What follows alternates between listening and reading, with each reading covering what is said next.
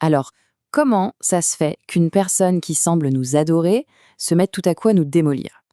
C'est une question, ouais, assez déroutante, pas vrai? Eh bien aujourd'hui, on va explorer une théorie vraiment fascinante qui tente d'expliquer ça. Une théorie qui s'appuie sur le travail du professeur Sam Vaknin. Franchement, c'est un vrai casse-tête. Pourquoi est-ce qu'on irait critiquer, humilier la personne même qui est censée nous apporter du soutien?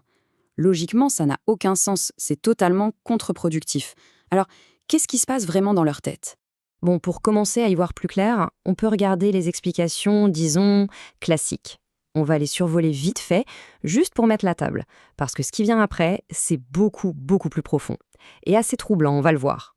Ces explications, elles se tiennent. Elles présentent la dévaluation comme une sorte de punition, en gros. Mais ça ne suffit pas. Ça ne raconte pas toute l'histoire. Il y a une raison bien plus sombre, bien plus complexe, qui se joue à un niveau complètement différent. Alors là, attention, il faut s'accrocher un peu, parce qu'on bascule dans une dimension, ouais, beaucoup plus sombre. On ne parle plus juste de contrôle. Non, non. On parle de quelque chose de bien plus fondamental, qui touche à la nature même de l'existence du narcissique. Et voilà l'idée centrale. Elle est puissante. L'idée, c'est que le narcissique est en quelque sorte un mort-vivant. À l'intérieur, il y a un vide abyssal, une absence totale là où son vrai soi devrait exister. Imaginez, seul dans ce désert intérieur, son seul objectif, c'est d'entraîner l'autre dans cette même mort émotionnelle, de le zombifier, si on veut, pour créer une relation morte, sans vie, un endroit où, paradoxalement, il se sent enfin en sécurité, où il a l'impression d'être, en quelque sorte, compris. Et c'est là que ça devient vraiment fascinant.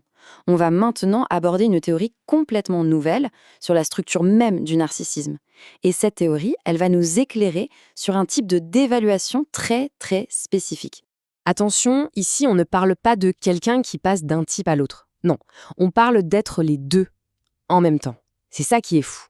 Et pour donner une idée, on estime qu'environ 20% des narcissiques, donc 1 sur 5, pourraient être coincés dans cet état de conflit intérieur permanent. Alors, regardons d'un peu plus près cette dynamique interne, parce qu'elle est littéralement explosive.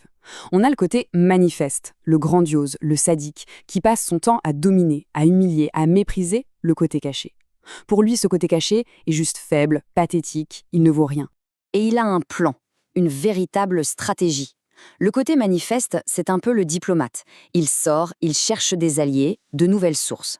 Et il les manipule pour en faire de véritables armes, des armes qu'il va retourner contre sa propre partie faible, le côté caché.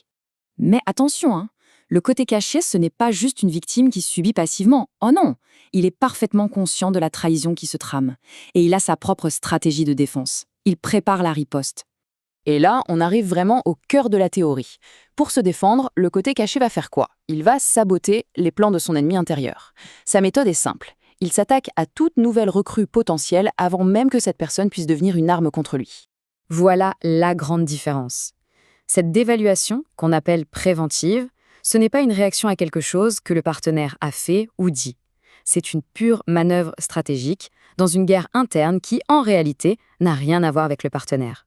Et les tactiques du côté caché sont subtiles, insidieuses.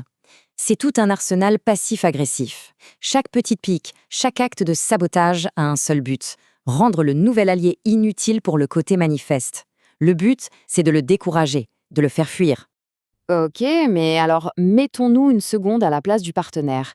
Qu'est-ce que ça donne, concrètement, d'être pris au milieu de cette guerre civile interne sans même le savoir? Eh bien, c'est un tourbillon, un véritable chaos émotionnel. D'un côté, on a le côté manifeste qui fait du love bombing, qui idéalise la personne. Et en même temps, de l'autre côté, on a la partie cachée qui la dévalorise, qui la mine, qui la sabote. C'est une douche écossaise permanente, une avalanche de signaux contradictoires. De quoi devenir dingue. Cette phrase résume tout, en fait. Le partenaire n'est rien de plus qu'un pion sur un échiquier. Juste un dommage collatéral dans une guerre interne dont il ou elle ignore absolument tout. Et ce double message constant, ce chaud et froid permanent, c'est vraiment ça la signature, la marque de fabrique d'une relation avec un narcissique qui est coincé dans cet état de conflit binaire. Au final, ce que cette théorie nous révèle, c'est que le partenaire n'est plus seulement une source d'approvisionnement. Il devient le champ de bataille lui-même, le territoire sur lequel se déroule la guerre tragique que le narcissique mène, en fait, contre une partie de lui-même.